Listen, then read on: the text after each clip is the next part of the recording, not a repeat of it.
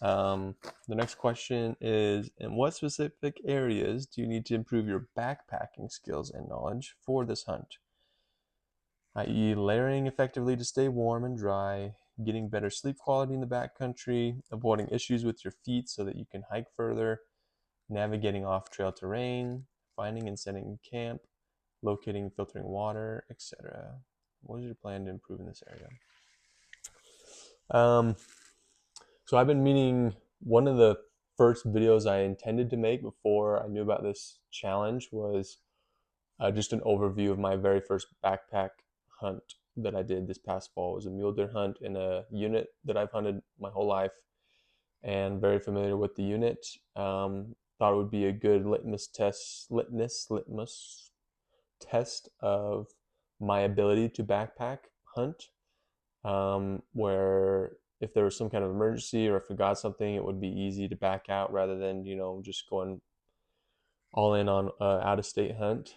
So yeah, I did that, and I actually really enjoyed my experience backpack hunting.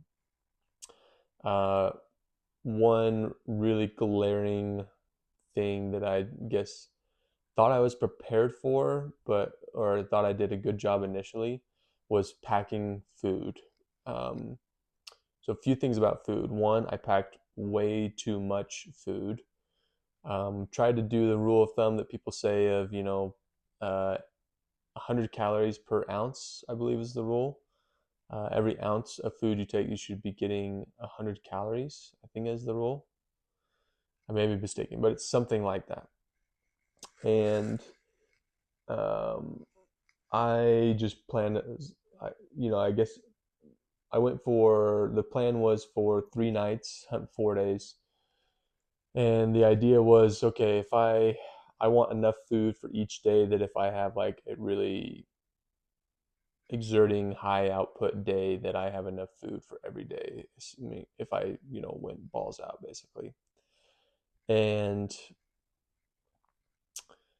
that was way too much food. I never finished all my food for a day. And I was intentional about eating as much as I could and, keeping calories on me. And I did feel good. Like I had enough calories, I think, but I always had leftover food. So I packed way too much and I didn't really care to eat everything that I did pack. I was just trying to be too efficient. But again, I didn't feel like I was deficient in my calories. I wasn't like tired, and I actually felt pretty good. I was just carrying way too much weight. So I think my dry pack with before water and food was something around, or maybe even a little less than 30 pounds. And then it was close to 50 pounds after food and water. And I felt like that was a lot for just a 3 to 4 day hunt.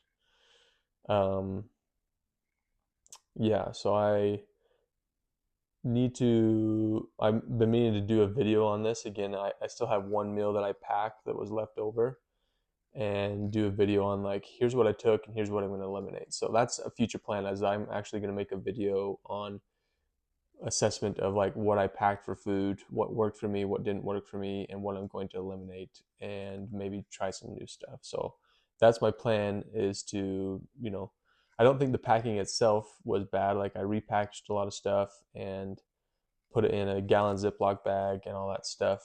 I think I did a pretty good job there. There may be other areas I can tweak, but it's just what food to take and leave is my biggest issue, or was my biggest issue for a backpack, my first backpack hunt. Um, Another thing is that I didn't realize that at the time, but I had put in a lot of miles. It was something like 10 miles that day, and it wasn't even the day over. It was early afternoon, stopped to take a break after having hiked a ways to try a new spot, a new area. And after I took a break, I get up to leave and I just have this sharp knee pain on the outside of my knee and could not figure out what was going on. It was really weird. Again, I didn't feel sore or injured or anything like that while I was hiking. It was right after having done a high output, hiking out of a basin that, um, and having rested. Then I get up to leave and my knee just was killing. And it felt like muscle here, my calf, and this muscle here, my IT band, was pulling on my knee at the same time and causing a lot of pain. So that was the case. I just didn't realize what to do in the moment of like how to get rid of it, or wasn't sure that that was exactly what was happening.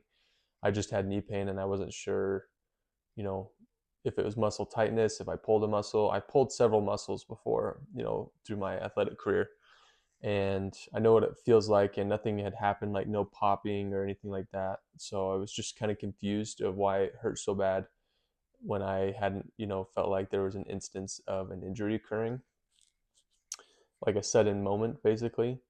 And it wasn't until I got home that um, I had to, roll out my IT band, just doing research on the internet and stuff and things like that. So I don't know if that's a way to improve. Like, I'm trying to improve my physical fitness, especially strengthening my hips. When I do like strengthening exercises, it's often focused on knee stabilization and strengthening my hips and strengthening my quads for, downhill descents. Um, that's all going good, and I'm already kind of fixing that, or at least focusing on that as an area to fix.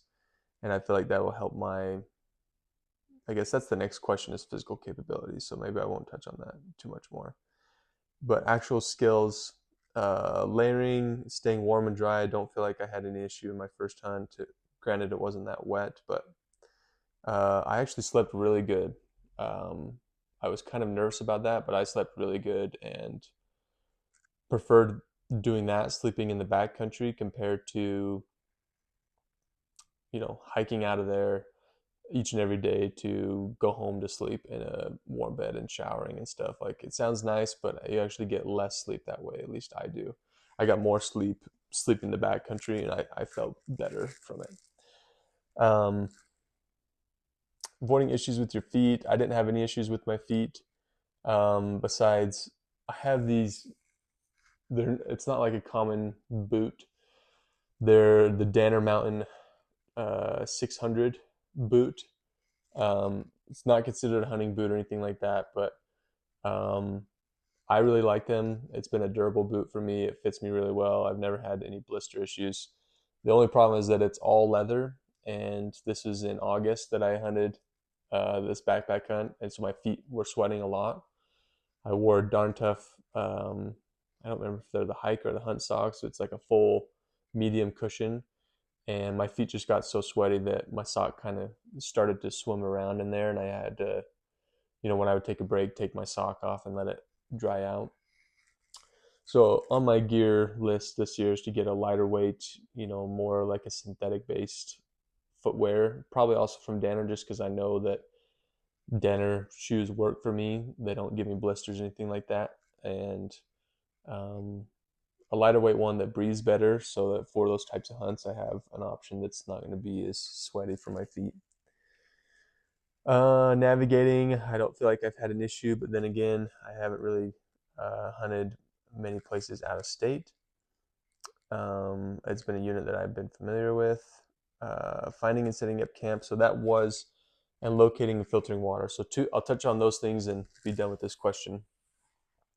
Um, Setting up camp wasn't an issue until I'd picked a spot and thought it was good, would pick up basically a large pine with some low hanging boughs that I could sleep under. The only problem is that the area I was hunting had cattle in the area, and they also like those areas and often crap in those areas. So I'd get to the spot, at night with my headlamp and be like, oh, I'm ready to set up camp. And there's like a fresh cow pie on the ground, and not something that I want to obviously mess with, touch, or kick around or anything like that. So it was like, well, there's too much crap here to sleep here. So what do I do? I had to, it was just a pain to have to figure it out. I don't know that there's something you can really do about that. Because it happened a few times. The only thing I could think of is if it's on, this isn't ideal either, but there was one place that I slept that was kind of on a slope. The pine's like this and the slope's like this, and I kind of slept on the high side of the pine, and ended up being fine. I actually slept good. That was a spot that, the cattle don't like to be either. But again, I don't think it's necessarily ideal to sleep there, but it ended up working out. Um, finding, locating, and filtering water. The filtering water part, I feel like I have down. It's more of just like a convenient way to figure out like how to gather the water. Like there were some just small streams. It was kind of a pain to get enough water out of there. I ended up figuring it out. It wasn't a huge deal. It's more of locating it.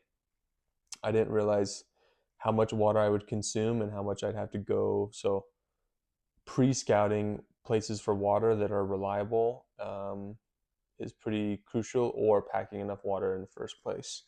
So e-scouting, I think, and planning ahead, and if possible, going into the area to scout to make sure that there's water. But um, so yeah, that's my overall way to improve on backpacking skills. Primarily making a better food plan on how many calories I'll need, and packing only what I'll need, if not maybe even a little less, because that's last time I overpacked. I don't think I need near that many calories, and just packing only stuff that I need and stuff that I want, and that'll come in a future video of an overview of what my food plan was, what worked and what didn't work.